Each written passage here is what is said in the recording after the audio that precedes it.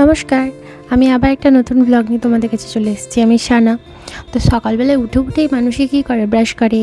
আমি কিন্তু কী করি, ব্রাশ করার পরে আমি কাপড় ভিজিয়ে নিয়েছিলাম আর তার সঙ্গে সঙ্গে স্নানটাও সেরে ফেলেছিলাম, কেননা জানি করতেই হবে, দেরি আর আগেই করে নিলাম। এবং জামাগুলো আমি নিজেই কেচে নিয়েছি, কেননা মাসি কখন আসবে তার ঠিক নেই।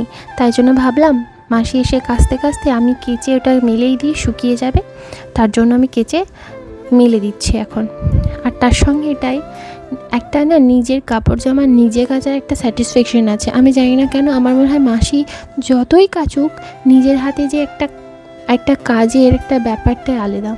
আমার তো ব্যক্তিগতভাবে এরমই মনে হয়। আর বিশেষ করে যারা একবার বাইরে থেকেছে, পড়াশোনার খাতিরে হোক, কাজের সূত্রে হোক, যখনই হোক, তারা জানে নিজের জিনিসটা নিজে কিভাবে করে নিতে হয়। তাই জন্যই আমি নিজেই কেচে নিলাম। আর সত্যি বলতে, নিজের বলতে যে জিনিসগুলো সংসার বলো আর যাই, নিজের যতদিন না হচ্ছে না, নিজের বলে হয় না। কেমন বলো তো, তুমি যতই সিঙ্গেল ফ্যামিলি, জয়েন্ট ফ্যামিলি যাই বলো না, যতদিন না তোমার নিজের একটা সংসার হচ্ছে, যেখানে তুমি নিজে রান্না করবে, তুমি নিজে কি খাবে, তুমি কাকে কি দেবে, তুমি নিজে কি পড়বে, সেসব যতদিন না তোমার নিজের হচ্ছে, ব্যক্তিগত কারণে কাউকে কৈফিয়ত ছাড়া, সেই জিনিসটার মর্ম আর একসঙ্গে সবার থাকা বা একটা ফ্যামিলি নিয়ে থাকা, সেটার মর্ম পুরোপুরি আলাদা। একটা ব্যক্তিগত জীবনই হয়। একটা তোমার নিজে থাকার মধ্যে যে স্বাধীনতা আছে, সেটা কিন্তু সব কিছুর মধ্যে নেই। তুমি কখন ঘুম থেকে উঠবে, তুমি কখন ভাত খাবে, তুমি খাবে না আজকে, তুমি আজ ভাত করলে না, তুমি আজ মুড়ি খেলে, মুড়ি না খেতে হলে তুমি বাইরে থেকে খেলে, সেই জিনিসটা পুরো ব্যক্তিগত তোমার থাকে। সেখানে কেউ নাক গলাতে আসে না। আর সেই স্যাটিসফ্যাকশন বা সেই অধিকার বা স্বাধীনতার মধ্যে না একটা আলাদাই মজা আছে। সেটা যে যতই বলুক, হ্যাঁ আমার কথাগুলো শুনতে হয়তো খারাপ লাগতে পারে, কিন্তু একান্ত এই জিনিসগুলো কিন্তু নিজের, সেটার মধ্যে ভাগ বা আলাদা করে কিছু হয় না। তারপরে আসি নিজের রোজগার। যে রোজগারে নিজের টাকা যে কী একটা মর্ম, সে জিনিসটা কিন্তু বোঝার মতন যারা ইনকাম করেনি তারা কোনোদিনই জানবে না। আমি ইনকাম করে সেই টাকাটা কাউকে দেব না নিজের কাছে রাখবো, সেটা একান্তই আমার।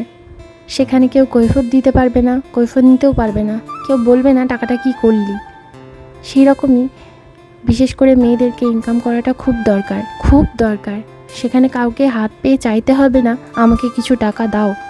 হ্যাঁ জানি এখনকার মানুষ একদমই আলাদা, তাদেরকে চাইতে বা বলতে হয় না, কিন্তু একান্তই জিনিসগুলো নিজের করাটা খুব আলাদা একটা স্যাটিসফ্যাকশন আছে। এর মধ্যে আমার শাশুড়ি আমাকে একটু ছানা চিনি দিয়েছিল, সকালেই করেছিল, তাই খেয়ে নিতে বললো। এরপর আমি রেডি হয়ে গেছিলাম আমার রিলসের জন্য।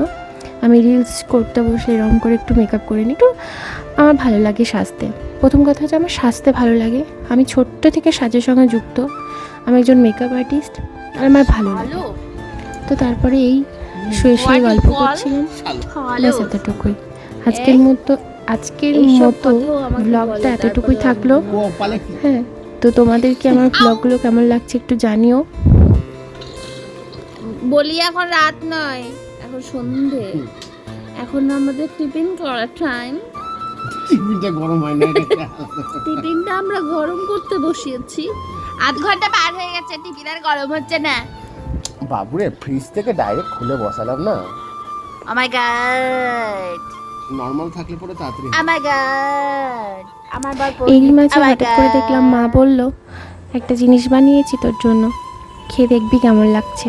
বিশেষত আমি বিকেলের দিকে বা রাত্রের দিকে ভাজা পোড়া খেতে চাই না, তো মা বানালে পরে আমাকে কিছুটা খেতে দেয় যাতে শরীরটা না খারাপ করে।